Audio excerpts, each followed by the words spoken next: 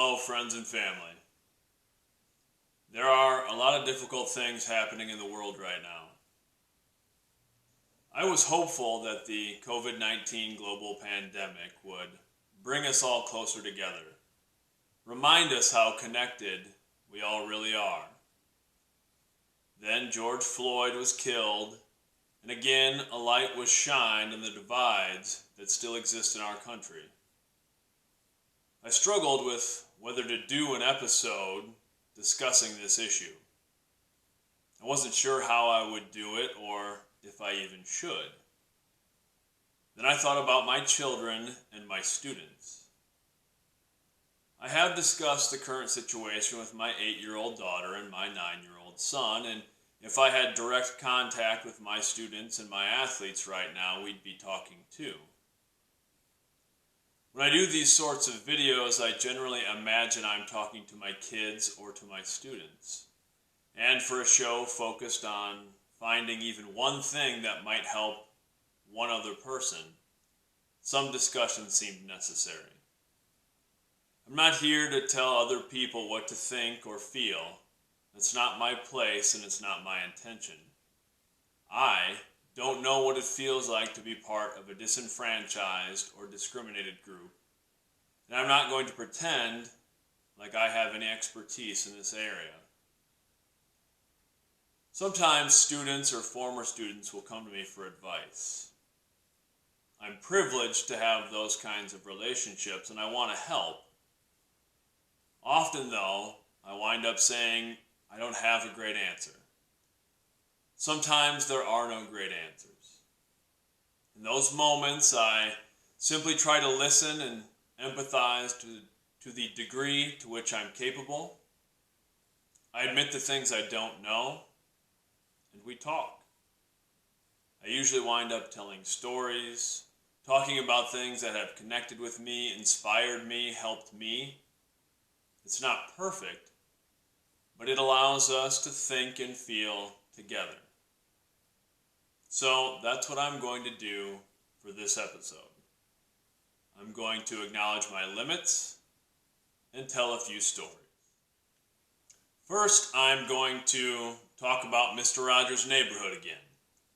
I talked about Fred Rogers and Mr. Rogers' Neighborhood to start off our first episode of this show, and I couldn't help but think about the messages of Mr. Rogers again this week while I watched all of the pain and sadness and anger and confusion in the news this week. In the first year of Mr. Rogers' Neighborhood, Fred Rogers had already been in public television, but in the first year of the show Mr. Rogers' Neighborhood, on June 7th, 1968, Mr. Rogers' Neighborhood had a special episode that discussed the assassination of Robert Kennedy. The famous Daniel Tiger brought up as a child might the assassination, and he said that man killed that other man while he was talking. Lady Aberlin, one of the human characters who was visiting the land of make-believe, said a lot of people are sad and scared about it. That was the first thing I thought of in terms of Mr. Rogers' Neighborhood when watching the news this week, because that was something that was always important to Fred Rogers and to the show, was to talk to specifically young people about what was really happening and how they were really feeling, without sugarcoating things and pretending.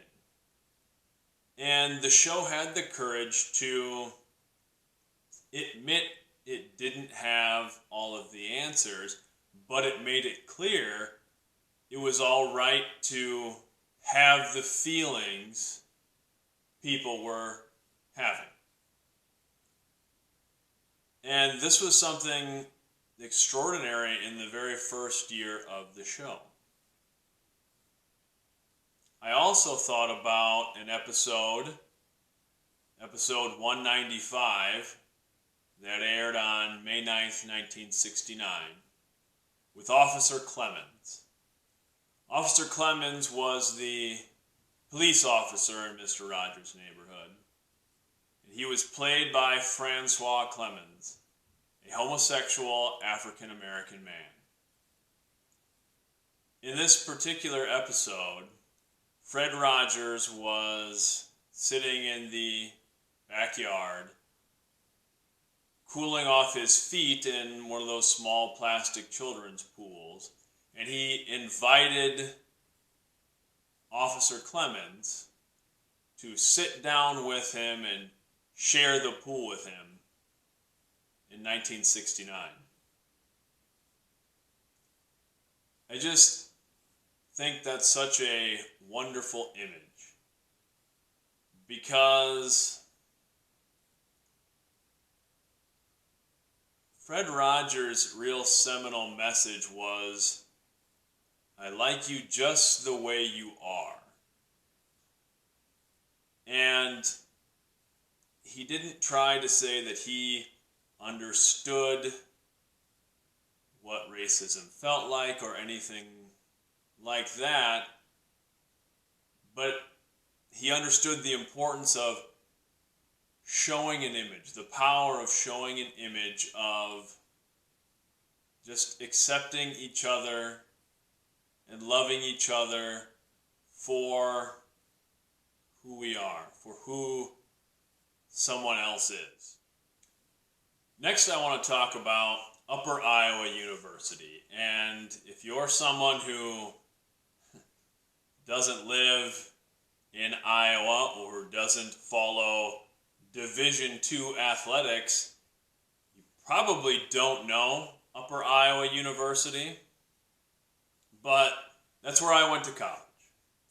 Upper Iowa University is an NCAA Division II university in terms of athletic programs, and it sits in a small town in rural eastern Iowa. It sits in Fayette, Iowa, and I think the population of Fayette, Iowa is somewhere in the neighborhood of 1,000 people, give or take. And there's actually not even a high school in Fayette. The high school for that area is actually in West Union, a neighboring town. So there's no high school in this small Iowa town, but there's a 4-year university.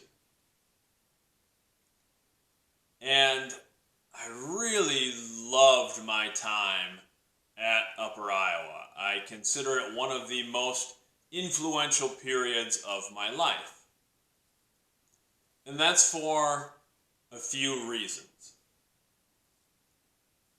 I went there to play football, and if you don't know how the sort of system, the classification system of NCAA sports works, and I'm specifically talking about football here, but it basically works like this. There's junior colleges.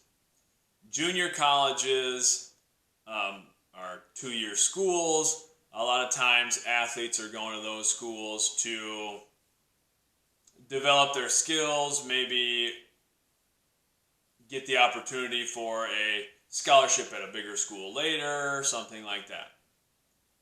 But then we get kind of into the NCAA 4-year system. There's Division III, where I'm from, in Iowa, we have the Iowa Conference schools, which are schools like Wartburg and Luther and Coe and Loris and Central. And it's great athletics. I'm certainly not knocking any level of collegiate athletics. In order to play college athletics, athletes have to be dedicated and have some level of inherent ability, and it's a lot of work to play sports at any level of college. But that's kind of that bottom rung of the NCAA 4-year athletic programs. It's still great competition and great athletics. Then there, on the other end of the spectrum, is the Division I FCS schools. Or FBS, excuse me. FBS is the top level. That would be like here in Iowa, it's University of Iowa, Iowa State, the teams you would usually watch on television, Alabamas and Floridas and Stanfords and all of those schools. That's Division I FBS in terms of football. It's the bowl system. A step down from that used to be called NCAA Division I AA, which is now the FCS, which is the championship series because they do kind of a playoff thing. Is around here it's teams like University of Northern Iowa, University of North Dakota, University of South Dakota, South Dakota State. Those schools that are a little bit smaller than the larger state schools typically, and still a very high level of competition, but that's kind of the next step down. And then Division II, where I played, is kind of this island of misfit toys right in the middle. And I say island of misfit toys lovingly. It's one of the things that really appealed to me about playing that level of athletics. It's this kind of catch-all where it's a lot of athletes who maybe had the athletic ability to play at a Division I level, but maybe didn't have the grades, or even in some cases got in trouble for something and couldn't get a scholarship or lost a scholarship at a Division I school. On the other hand, it's a lot of athletes who were lacking some component of sort of that measurable athletic ability. Athletes who were undersized. That was me. I was very small for college linemen. I was an offensive and defensive lineman. Or we'd have athletes who were really fast, really tremendous athletes, but were shorter or smaller or whatever it was. So it was a combination of these really talented athletes who wound up there for one reason or another. It was some athletes who were really, and I was one, kind of exceeding what my natural athletic ability was by trying to grind it out and immerse myself in an understanding of the game and things like that.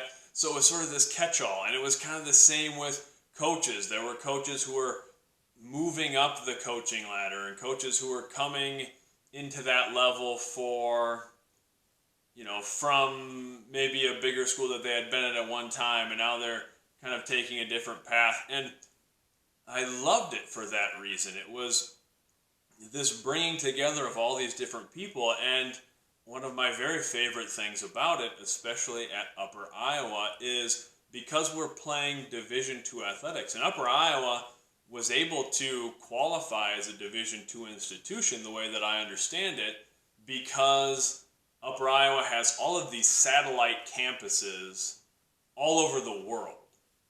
So you can go to Upper Iowa University in a different country. There's all these satellite campuses. So the enrollment is actually fairly high, but on campus there in Fayette, and I think the on-campus has grown. I like to go back there to go to games and things like that, and they've certainly done a lot physically on campus, the new buildings and things like that. So I think the on-campus enrollment is higher when I was there. I'm not certain. And I'm not certain of what the on-campus enrollment was when I was there, but I want to say it was something like 600 students or something that were actually there on campus, living in town.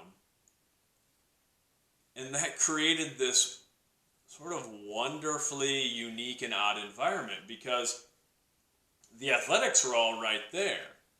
So a high percentage of the student population on campus were athletes. And athletes were recruited and came in from all over the country. Men and women from people from all different backgrounds and belief systems and races and cultures, and it was this wonderful mashing together of all of these people in this small community. So when we went out together and hang out with each other in college, we knew almost everyone. It was like going to a high school, a smaller high school, where it wasn't like you would show up at an event and not recognize anyone.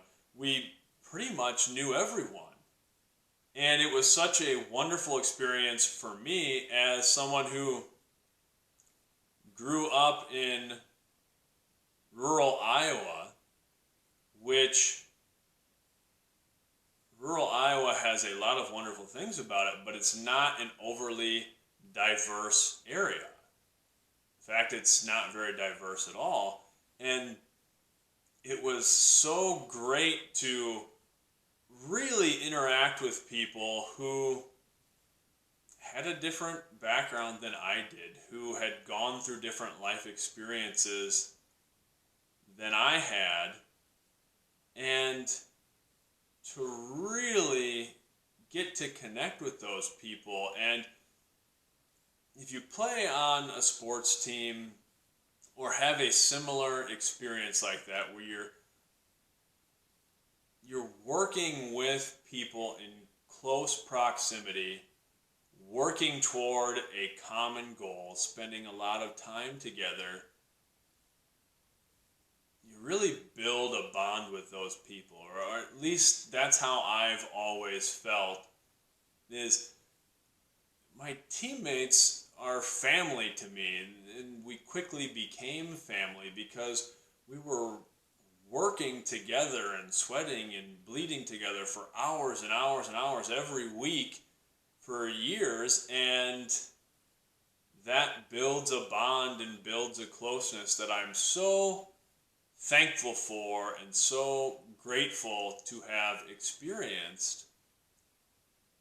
And I know that I'm a lot better person for having that experience, just for making those connections and having my mind open to things that I maybe had not even considered before. And the only real advice that I even had to give my own children now, as we talked about the current situation, was I told them how important I think it is to talk to people who don't look like us and who don't believe what we believe and who grew up differently than we grew up, because I think we all get better for it. And my thoughts and my heart went out to many of my friends, my former teammates, my extended family from Upper Iowa who have felt racial prejudice, who have grown up feeling in some ways that, I don't know, that some people didn't treat them equally, or I don't even know how to put it into words, but my heart just really went out to my friends from around the country, and I hope they're doing well. I've talked to a few. It left me feeling more optimistic after I talked to some of my friends, and just understanding that we were able to come together and love each other and respect each other, and that's what the world always needs.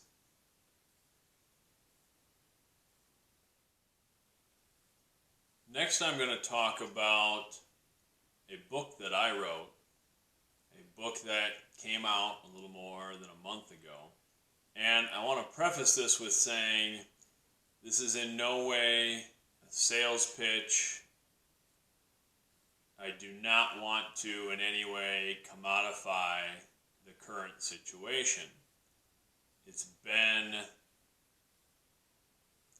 an interesting time for my first book to be released, not only while we were practicing social distancing due to the pandemic, but now with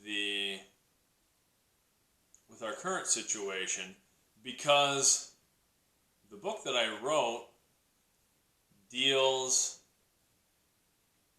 with the issue of race and feeling like an outsider. And it's not written from a place of understanding that relationship or those feelings, because I cannot and should not try to assume what it would feel like to be discriminated against. I am a white man, and I don't have the same understanding or relationship with everything that's happening now and has been happening in terms of people being oppressed in our country for generations. The reason I wrote the book, and the reason that I create most of the things that I do, the things that I write, things that I draw, whatever it might be, is in large part to help me try to think something through. And maybe not even come up with a good answer, but to think things through. So the book that I wrote started with wondering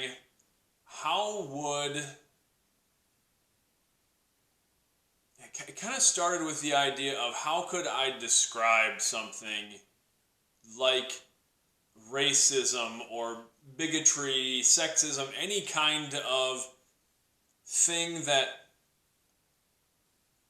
puts people into a different classification, that makes someone else the other, that somehow assumes certain people are less than. How would I try to explain that to a child? How would I try to explain that to my children? How would a child look at something like racism, for instance, experiencing it for the first time or seeing it for the first time? It would seem to not make any sense. I sort of approached the idea again that I can't talk about this sort of thing from a first person point of view, but how might someone, if you took someone from another planet and had them see something that happens in our world and they could look at it objectively, would it make any sense at all? And I thought, I don't think it would. I don't think it would add up how people can classify and minimize other people. So I started writing with that idea in mind. and I wrote this book called Ernest from Earth. And the story that came out of this was, I pictured this boy. Ernest is the main character, the title character. He's 12 years old, and he lives in a future Earth that I optimistically made a world that had grown past the ideas of poverty and bigotry and famine and war, and was living a more peaceful, unified existence. And I made it so that in this setting, people could basically travel across galaxies as easily as we drive around in vehicles today. And I made that sort of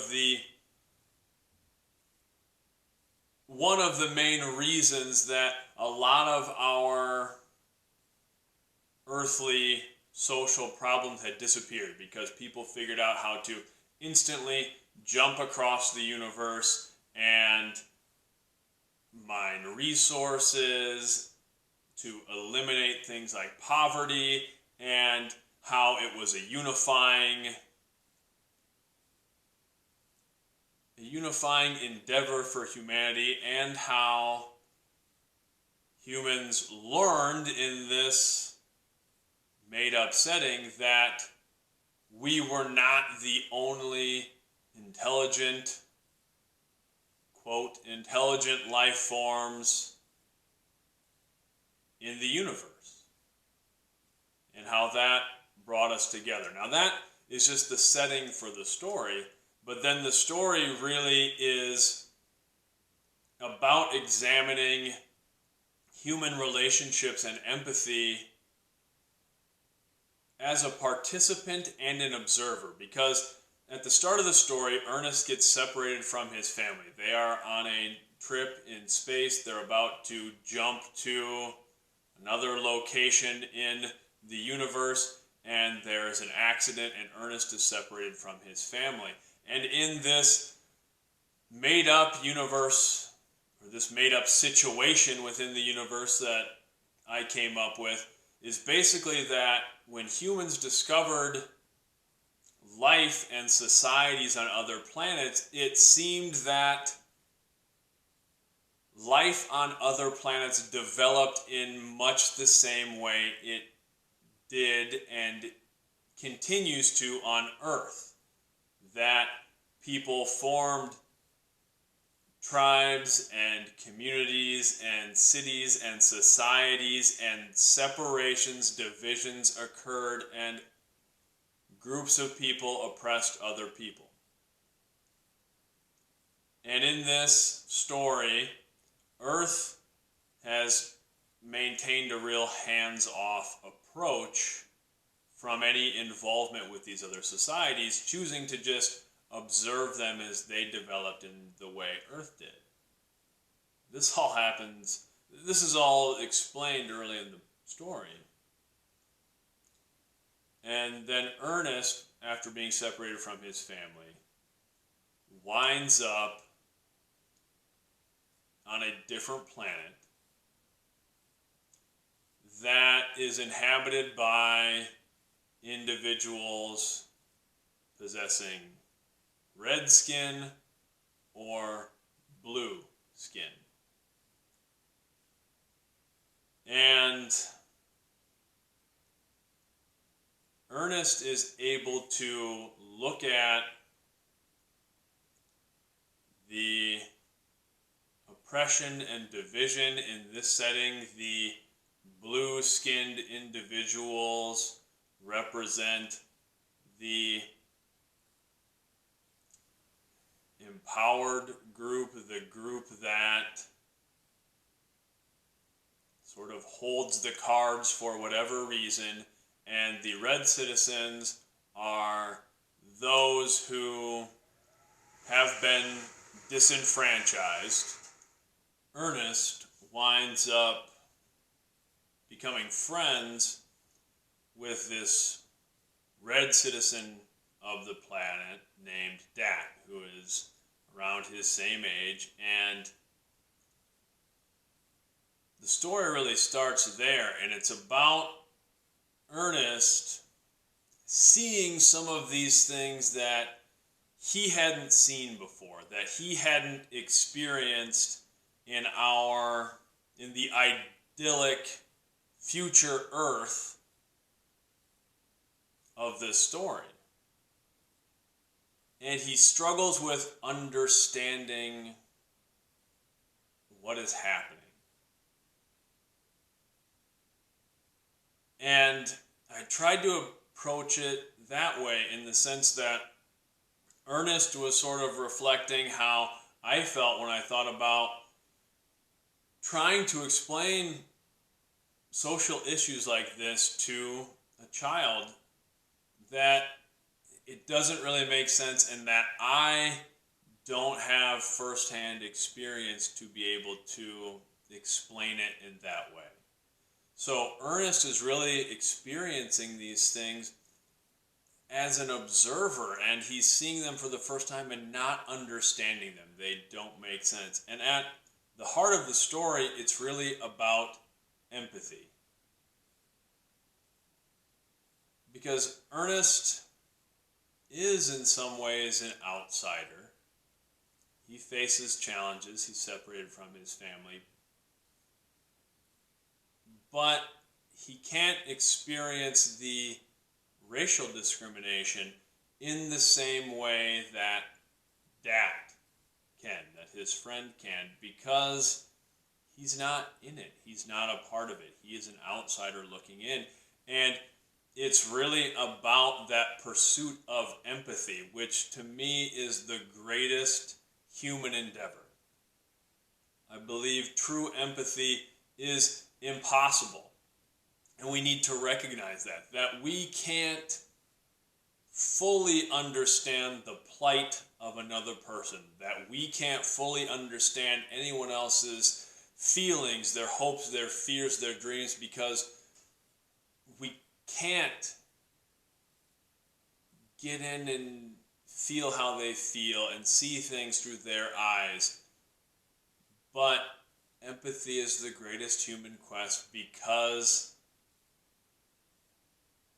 it's important to pursue that, knowing that we can never fully achieve it, to pursue connecting with people and trying to see things from their perspective to the degree we are able. And that's really what the story I wrote was about, how Ernest tries and he wants to understand, and he really can't, at least not fully.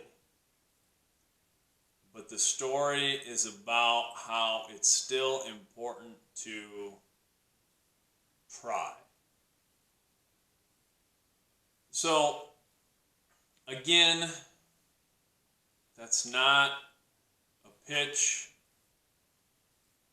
I would never want to try to sell anything in these difficult times, and that's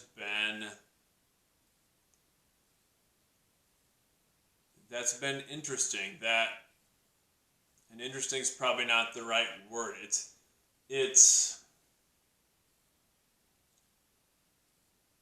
I don't know. I wrote the story to sort of work through my own thoughts and feelings, as that's one of the great things about creative pursuits, and I wish it was not as relevant as it is. So, again, That's not trying to get anyone to read it or whatever, but that's something that writing a book is a long process, and bringing it to publication, it was a couple-year process for me as I wrote around my job and things with my kids and all those things.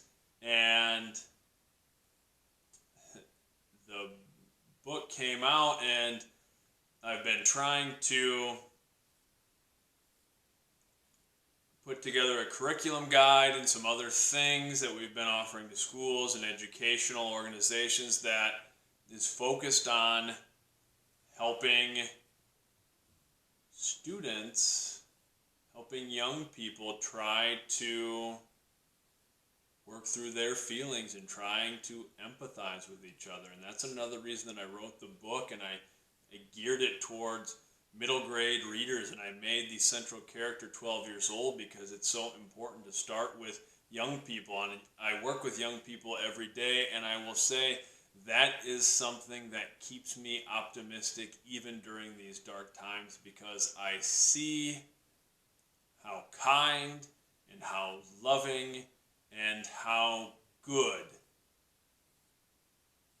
this generation of young people is. The people who I get to work with every day under normal circumstances. So that's it. That's just talking about what brought me to that story a little bit. If anyone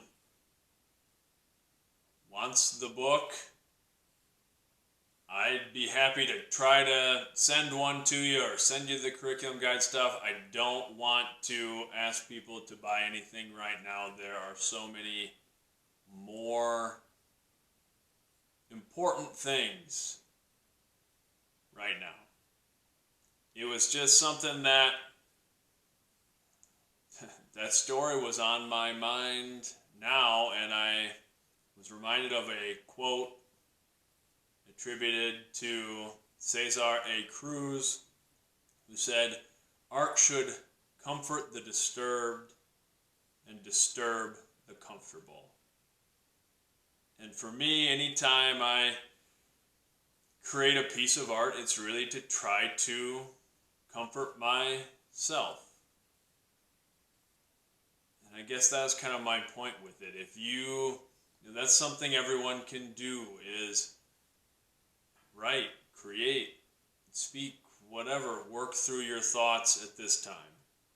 And with that quote, I'm going to transition to, this is something that I did in the first episode of this show. Is something that I plan to have as a regular segment on this show, which is sort of a quotes of the week portion, where this is all about looking at things that inspire me and help me, and that this time is no different. So there's a couple pieces, because I try to bring these things to my students, if it's maybe a piece of literature or a quote they don't know, or to introduce them to maybe a person they don't know. So a couple pieces of literature that popped into my head this week. The first is Dream Deferred, sometimes called Harlem, by Langston Hughes. What happens to a dream deferred? Does it dry up like a raisin in the sun? Or fester like a sore and then run? Does it stink like rotten meat? Or crust and sugar over like a syrupy sweet? Maybe it just sags like a heavy load. Or does it explode?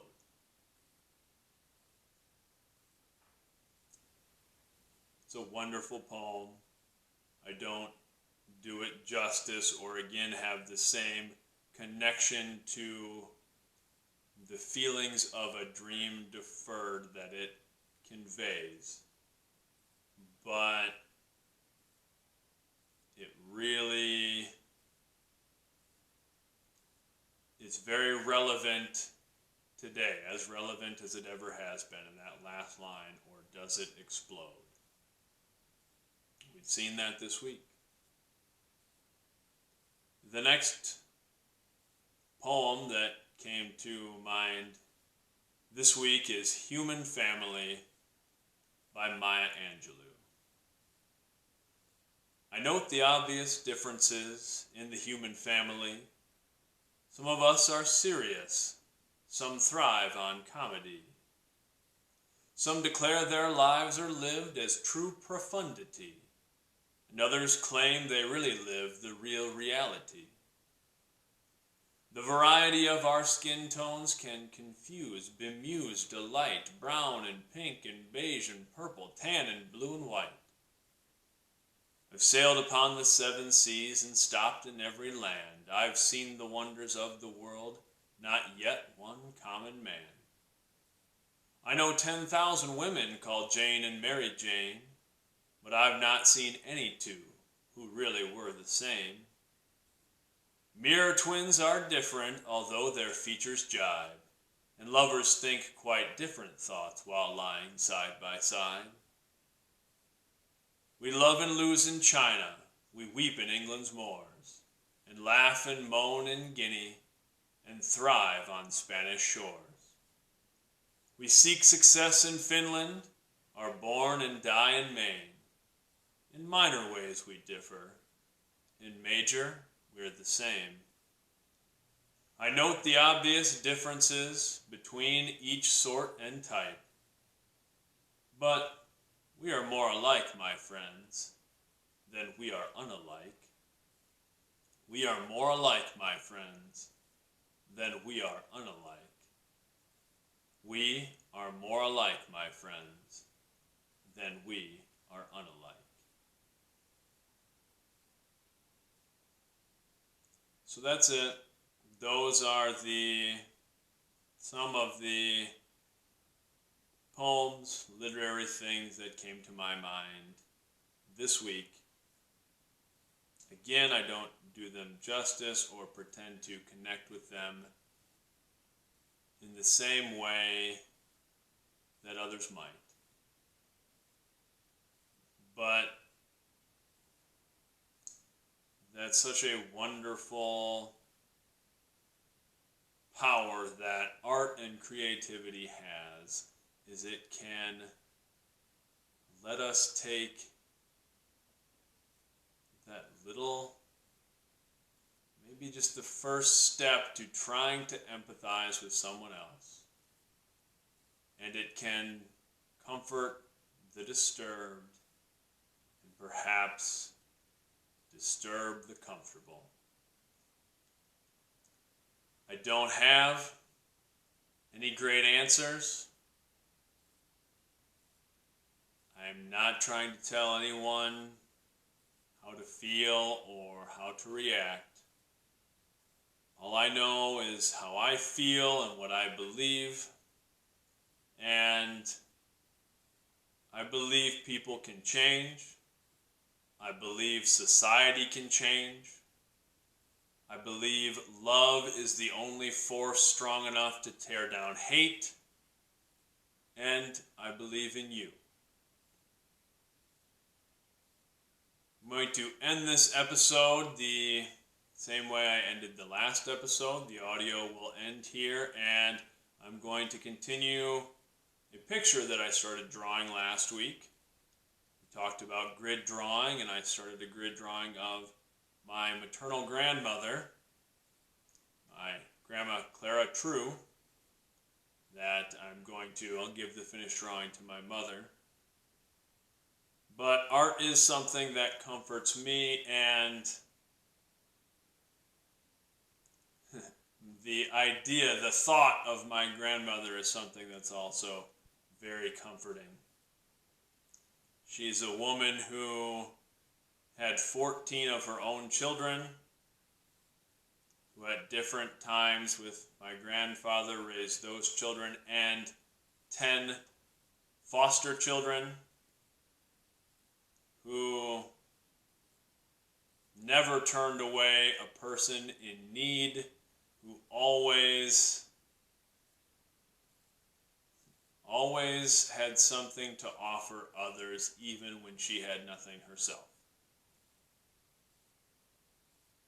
So that's what I'm going to do now. End this episode and do a little drawing. I send all my best to everyone out there right now struggling. I send my love and appreciation.